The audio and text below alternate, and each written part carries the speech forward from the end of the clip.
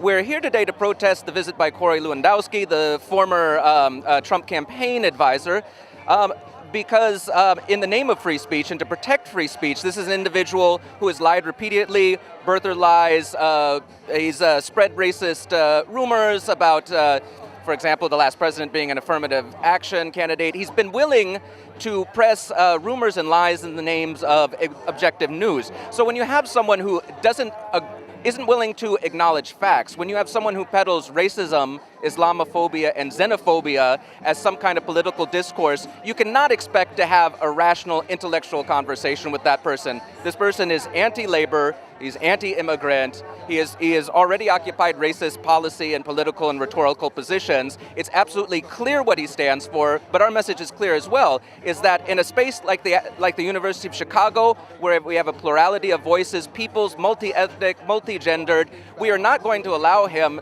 to try to vilify certain groups who are part of our community and who we value. Right now, the news cycle, the media, as well as just general discourse, is being deluged with hateful rhetoric, with xenophobic and with racist rhetoric, and it is poisoning our public discourse. And we refuse to allow academic institutions to be poisoned by this kind of racism as well.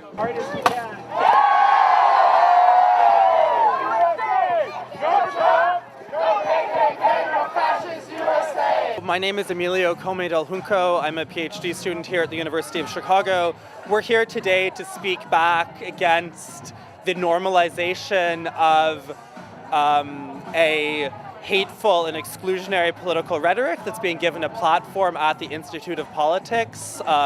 We're here to send a positive message that the University of Chicago stands for values of inclusion and tolerance rather than exclusion, fear, nationalism, and racism.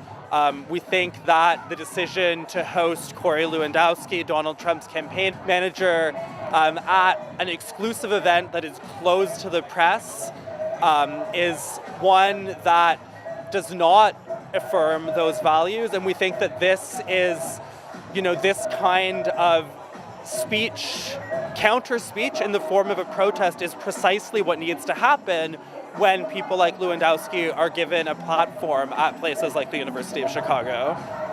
Say it loud, say it clear, Trump is not welcome here. Say it loud, say it clear, Trump is not welcome here.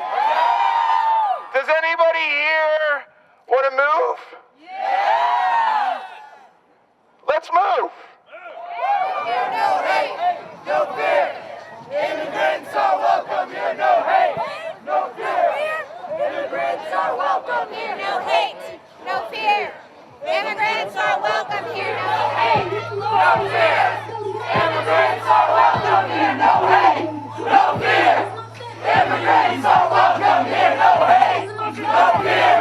Immigrants are welcome here, no hate, no fear. Immigrants are welcome here, no hate, no fear. Immigrants are welcome here, no hate, no fear.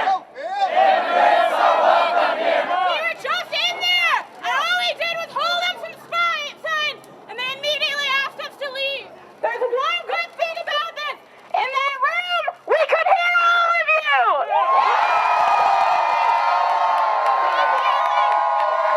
Your presence is known, and they know you're there. They kept on talking about you. They keep patting themselves on the back for how great they are at free and open discourse, but they kicked us out immediately. Anyway, so just keep on making noise. Don't let them forget you're here. Oh, my name is Rin Seidowitz. What happened inside? So we got inside and we snuck signs inside, and we decided that we were just going to silently hold signs, kind of a play on the university's commitment to free and open discourse, because we knew that if we yelled or disrupted in any too loud of a way, we could risk disciplinary action. So we wanted to kind of be able to speak back, but also show that we're being silenced by this kind of like idea of free and open discourse, by like bringing fascists to the university. You know, like you're silencing all the people that are really scared of fascists. And we wanted, so we wanted to be able to like speak back in a way that like wouldn't get us in. Well, we didn't care about getting in trouble, but we wanted to do it within the like framework of the university while also disrupting the event. So we held up our signs silently, and pretty much within 30 seconds of holding up our signs, we had administrators come up to us and be like, "You have to give us a sign or you have to leave." And I asked them why, and they just said it's because of the rules. And they like herded us out there, and we yelled a little bit on our way out, and then we came down here. Because we were holding up signs, we were being silent, we were very visible, and it's like impossible not to see that. And it was really funny because Corey Lewandowski just kept on talking as we were holding up these giant signs that said, "Hate speech is not free speech," anti-Trump signs, and you couldn't ignore them, and yet he was, and it was very visible within the room, and it disrupted this idea of this like moderated, really polite debate, or not even debate, but conversation with someone who's a fascist, you know? It was absolutely disgraceful, the university bringing people like this. This university has this like commitment to free and open discourse, but what it really effectively does is it elevates opinions like his that are really harmful at this like incredibly polarizing time. You know, you have students here who are terrified for their futures. They don't know, you have people, I have friends here who are immigrants who don't know if they're going to be able to stay in this country. You have people who don't know if they're going to be able to get an abortion in the future. You have people who they're so terrified for their future, and then they bring someone to this university who embodies all that fear, and they elevate his opinions as if they are rational, fair opinions. And they're not talking about this. They're not talking about this kind of resistance. They're not bringing these people to the IOP. And I just wanted to say something about what the stakes of this are, because the university and IOP can talk all they want about free speech and free exchange of ideas, but we know what's at stake when that speech in there is held up as legitimate. We know that ICE raids are happening all across this country as we speak. We know the increase in crimes against Muslims in this country since the election of Donald Trump. We know that man who's speaking in there is one of the people directly responsible for the election of Donald Trump. And for his xenophobic, Islamophobic, queerphobic, sexist agenda.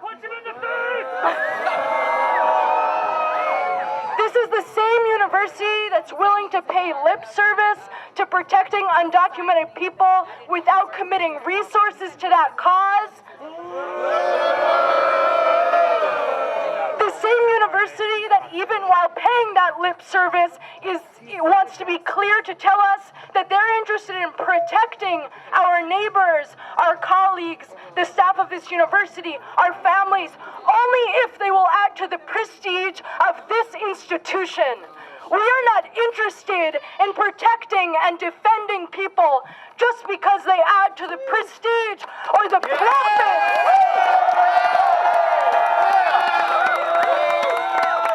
of the University of Chicago. We are interested in protecting them because they are people.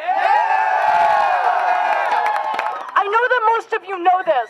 I reiterate it because I think it's incredibly important that we're clear that this university is not on our side. We need to fight to protect our neighbors and our friends and our families and our colleagues.